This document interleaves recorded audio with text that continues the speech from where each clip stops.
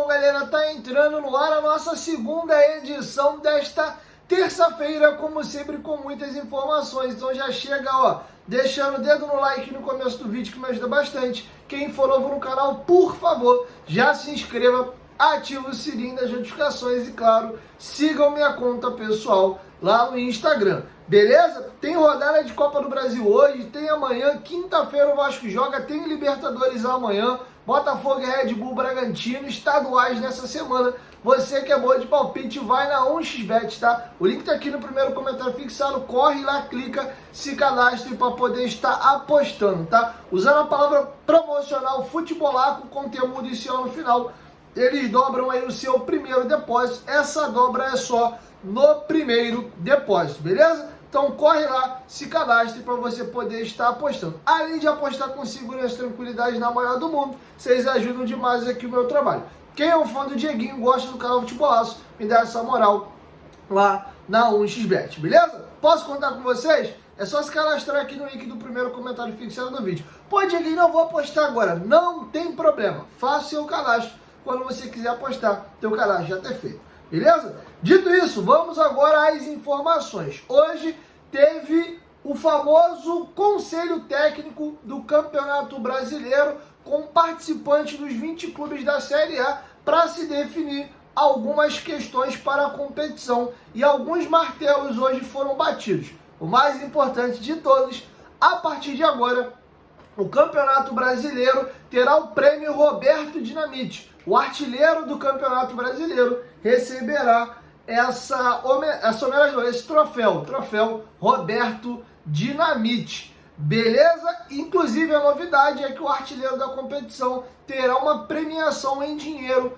individual, tá bom? Então parabéns aí à CBF pela postura e, claro, Roberto Dinamite por tudo que fez. 1.110 jogos pela camisa do Vasco, 708 gols pela nossa camisa e 190 gols no Brasileiro, sendo até hoje o maior artilheiro da história do Campeonato Brasileiro, tá bom? Então parabéns ao Bob, mandar um beijão pro Rodrigo Dinamite, filho dele, que é quem tem representado o pai depois do falecimento do nosso Bob Dinamite. Outra questão que foi definida nesse conselho técnico é que houve o aumento de estrangeiros. Os clubes brasileiros passaram a ter mais poder aquisitivo e comprar muitos jogadores agora na América do Sul, e foi aprovado pelos 20 clubes de forma unânime o aumento de 7 para 9 estrangeiros relacionados por partida. Você pode contratar quantos você quiser, mas relacionar para a partida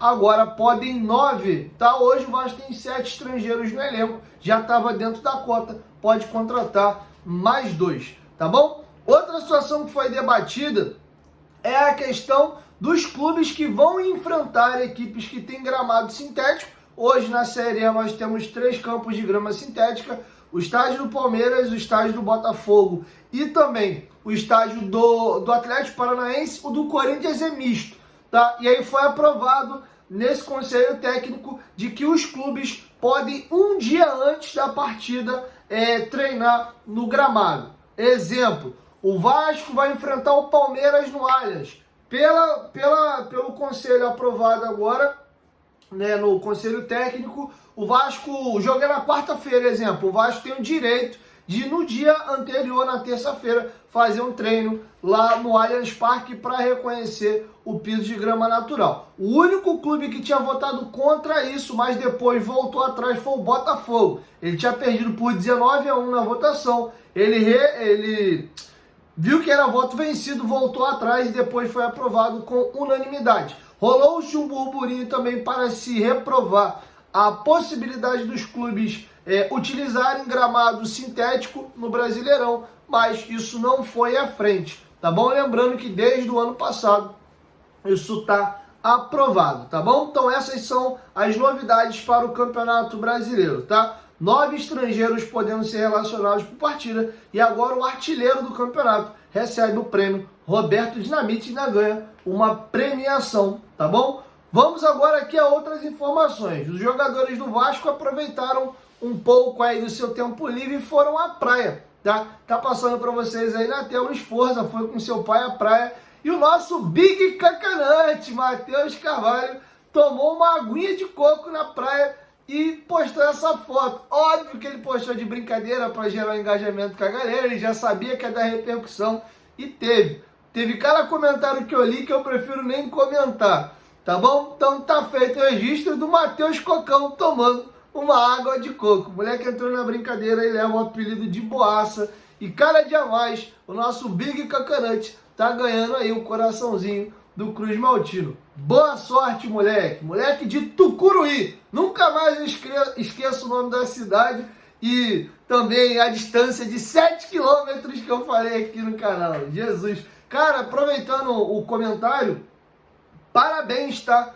O Vasco tem muito torcedor no Pará. Eu tomei um susto, porque nos comentários, as duas vezes que eu citei essa questão de Tucuruí do Pará, pô, sou do Pará, pô, moro em Tucuruí. Inclusive temos moradores residentes de Tucuruí inscritos aqui no canal, cara. Legal que isso mostra, primeiro, antes de qualquer coisa, o tamanho e o gigantismo do Vasco, e segundo, a nossa pequenina força que a gente tem aqui no canal. Graças ao Vasco, a gente também vai chegando aí aos 4 cantos do país e também desse mundão afora. Então, mais uma vez, um beijo pra rapaziada de Tucuruí, do Pará, tá, rapaziada aí que mora no norte do país.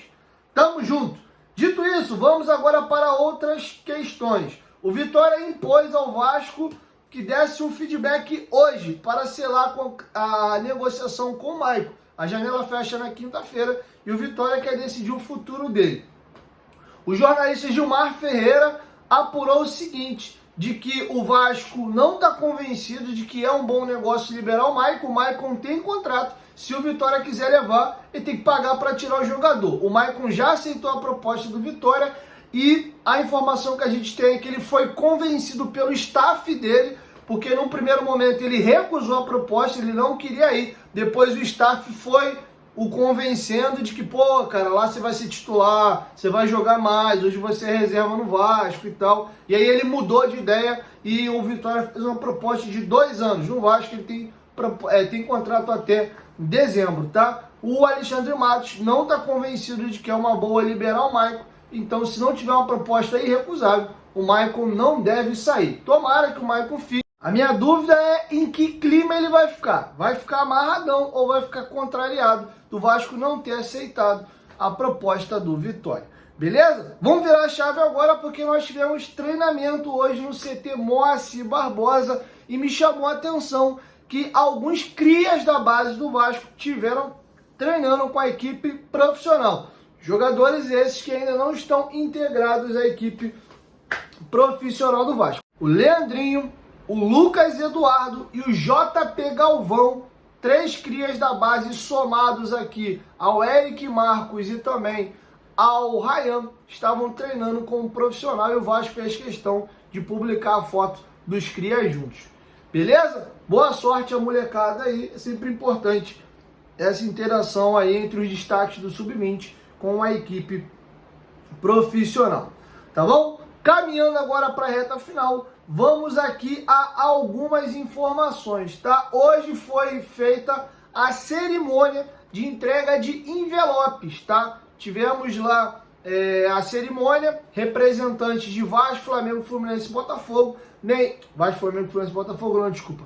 Vasco, a dupla Fla-Flu, que está junta num consórcio, mais os representantes da Arena 360, tá? Nenhum dos presidentes esteve presente, à exceção do Lúcio Barbosa, que é o CEO hoje da Vasta Gama SAF, que no caso é uma espécie de presidente remunerado. Rodolfo Landim e o Mário Bittencourt não estiveram presentes, mas óbvio, mandaram representantes. Eu vou ler uma matéria curtinha aqui do GE, do Rafael Zarco. A cerimônia foi no Palácio Guanabara, e aí você consegue entender um pouquinho melhor os detalhes. É curtinho, tá? Vamos aqui, ó. Na manhã desta terça-feira, os 3 consórcios concorrentes na disputa da licitação do Maracanã entregaram os envelopes com as propostas técnicas no auditório da Casa Civil, na sede do Governo do Estado no Palácio Guanabara. São 3 grupos na concorrência pública. Primeiro, consórcio Fla-Flu, com Flamengo e Fluminense como parceiros. Segundo, consórcio Maracanã para Todos, tendo Vasco e W Torre como parceiros. Terceiro, grupo participante, o consórcio RNGD da Arena 360, que é administradora do estádio Mané Garrincha, lá em Brasília, tá? Os envelopes foram abertos e vistoriados por cada grupo, numa cerimônia protocolar antes da suspensão do processo. A Comissão Especial de Licitação vai analisar a documentação técnica e cada um dos participantes também vistoria e tem nova abertura de prazos para impugnações.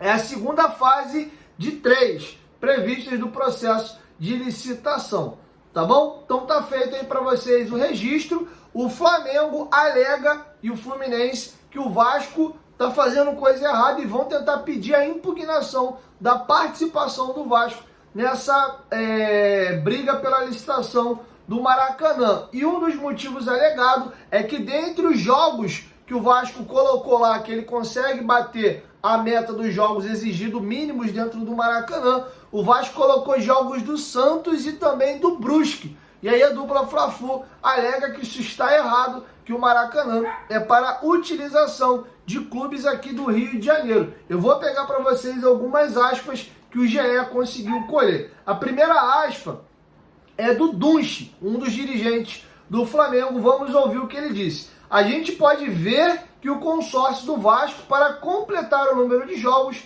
utilizou o direito de jogos de clubes de fora do Rio, no caso o Brusque e o Santos. Ainda vamos precisar examinar com calma, mas todo o princípio dessa licitação é para atender ao estado do Rio, aos times do Rio. A gente entende que não vai passar isso, porque não é de boa fé. Então, a gente entende que vai ser reprovado. Na hipótese que seria absurda de não reprovar, a gente vai impugnar. A nossa proposta é muito boa. A gente atende aos requisitos, a gente vai deixar o time do Vasco usar eventualmente. Não vejo prejuízo nenhum, tá? E vamos agora ao Lúcio Barbosa, que é o CEO da Vasco da Gama SAF. Ele também deu um depoimento aí sobre a reunião hoje.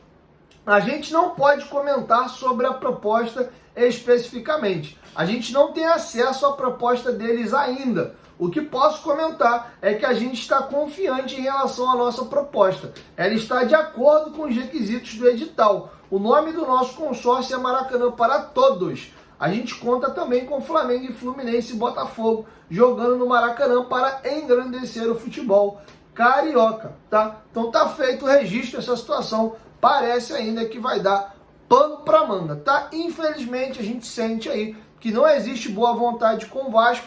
Eu acho muito pouco provável que o Vasco vença essa licitação. Torço muito para que isso aconteça, mas sendo bem sincero, conhecendo como as coisas funcionam aqui no Rio de Janeiro, não vejo com muita esperança isso não, tá bom? Mas quem morre de véspera aí é peru de Natal, tá bom? Então é isso, 1, 2, 3, futebolaço, tamo junto família, e amanhã eu volto com a nossa primeira edição. Tamo junto, ó, link dá um chibete aí no primeiro comentário fixado, se cadastre lá e comece a postar. Valeu, fui!